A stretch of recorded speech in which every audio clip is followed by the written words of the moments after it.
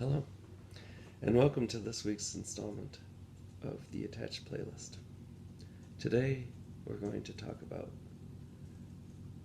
the narcissistic abuse cycle through the lens of Ludo's Love Me Dead, which almost happened to me. A narcissist is someone who is inherently insecure, despite the fact that they might be the loudest, most proud, most self-confident on the outside. The most people that you know. The abuse cycle starts with the idealization phase. This narcissist, this person in your life, might see you as shiny, not because you fit some sort of criteria in their own view, but because of the way they see other people value you.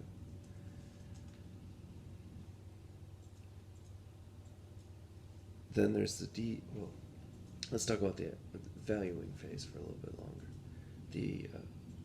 This is the phase when they move in quick. There's a lot of grand gestures. There might be very hollow grand gestures, but there's a lot of grand gestures. There's the I love yous a lot earlier than maybe other. That's a big red flag. There's also, this is the phase where they move in and try to cut people out. Oh, I don't like that. I don't like that. Oh, I don't like that person. Oh, and so you eventually, gradually find yourself more and more isolated. Until the part where the devaluing sets in, and it's too late. You have very few people to rely on. You've cut them out. The devaluing phase is when, oh, are you gonna wear that? Oh, you shouldn't do that. Well, very subtle,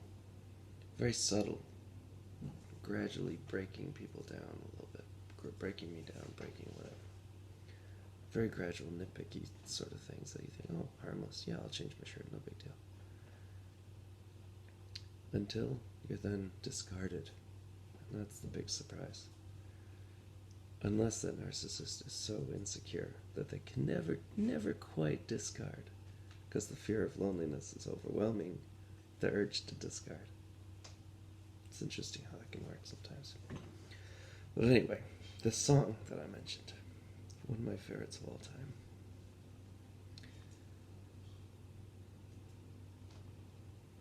Let's pull it up. It's so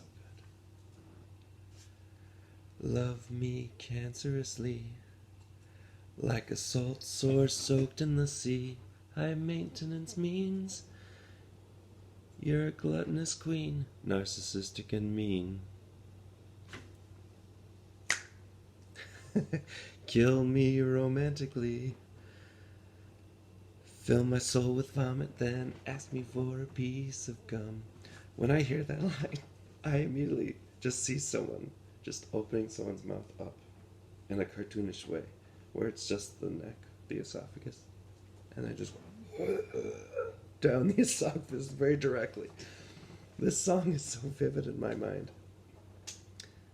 And then ask me for a piece of gum. How insensitive. I need one too. But it's not about your needs, it's about what they want. It's about their supply, right? The narcissistic supply.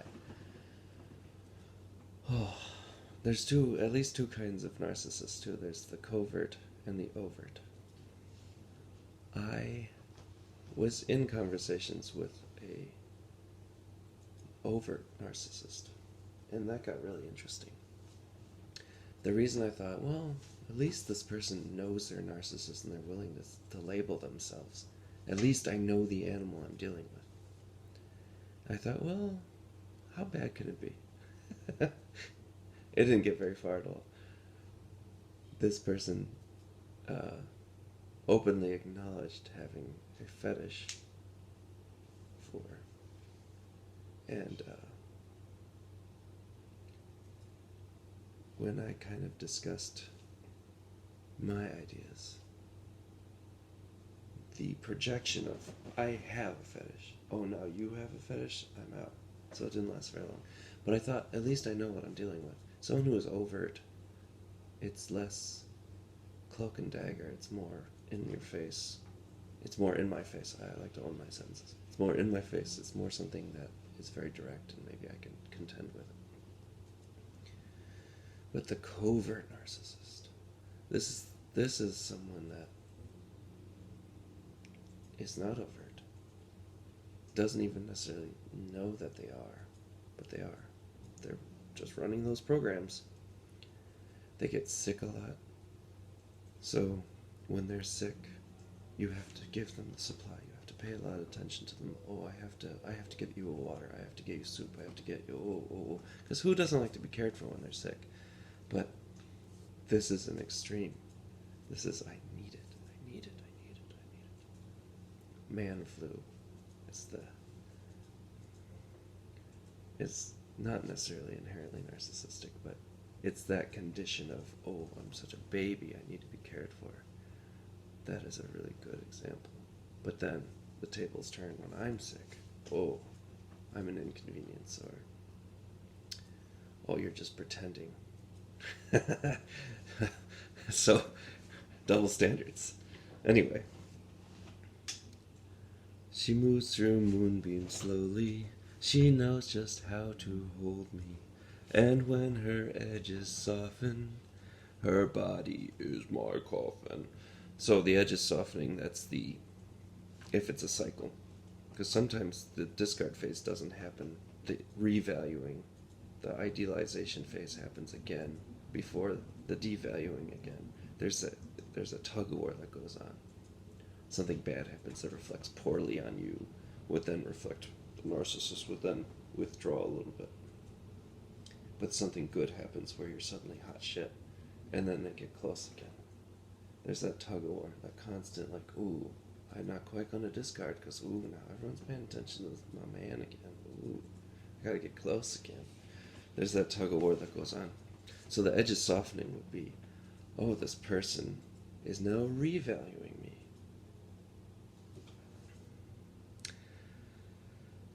I know she drains me slowly. She wears me down to bones. I thought it was blood.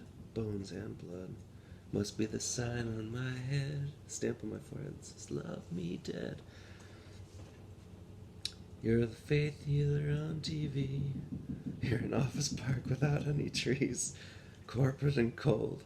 A lot of cold shoulders. A lot of cold shoulders in the narcissistic cycle. I did something wrong. You don't speak to me for 2 days. Okay, I see how that is. And the anxious, preoccupied part of me plays into that too. It's like, oh, you don't talk to me for 2 days? I'm freaking out inside. The panic, the life and death. Oh my God, I have to do something to get this person to pay attention to me again. When narcissists, when they flip that script, when they start to withdraw, they devalue. If you're not in that committed relationship even, then that's when they stop texting. That's when they lose interest or whatever. It's so fascinating. Corporate and cold shoulders. It's painful. And they don't care. You suck so passionately. You're a parasitic, psycho, filthy creature. Finger banging. I love that image. Finger banging. Oh my God. My heart. You call me a drunk. Projection. They're probably a drunk. Does the fun ever start? You're hideous and sexy. It's so true. The being drawn to this person who is absolutely hideously unhealthy and horrible, and I'm doing the hand stuff like, oh, I want it to stop. I want it to stop.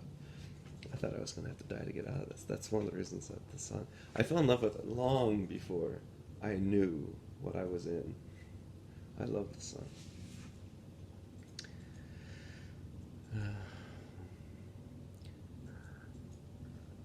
How's your new boy? Does he know about me? So narcissists, as long as they're getting that supply, they don't care where from. So, if there's a new boy comes in, and they're getting the supply there, but then the devaluing seeps in, and then you are shiny again, they'll slide back into your DMs. They'll come back a little bit. And they'll flirt them. They might try to do a little something something on the side. But then the devaluing happens over here and the revaluing happens over here. They slide. They're very fluid. As long as they're getting their supply, they don't care where from. Her body is my coffin. 6 feet down, 6 inches. I don't know. Some 6 measurements. Anyway, think about it. Yeah. What's the other metaphors in here? Oh, you got the mark of the beast. You're born of a jackal. You're beautiful. the how horrible you are, but yet how attractive you are. And there's that. So there's an interesting thing that happens with narcissists. They're drawn to empaths. Because empaths will give them the supply they want. Because they respond intuitively to the emotions of the people they are around. Narcissists find empaths very, very shiny. It is very attractive. Again, for the supply. And I imagine people who are more anxious, preoccupied, they're more in touch with their emotions, they're not dismissive avoidant, they're not emotionally unavailable, they're very available emotionally, have that allure. It's kind of inherent. It all goes together. And someone who is narcissistic may come off as dismissive avoidant. You might not know, but it's the covert. It's the covert. It's hidden.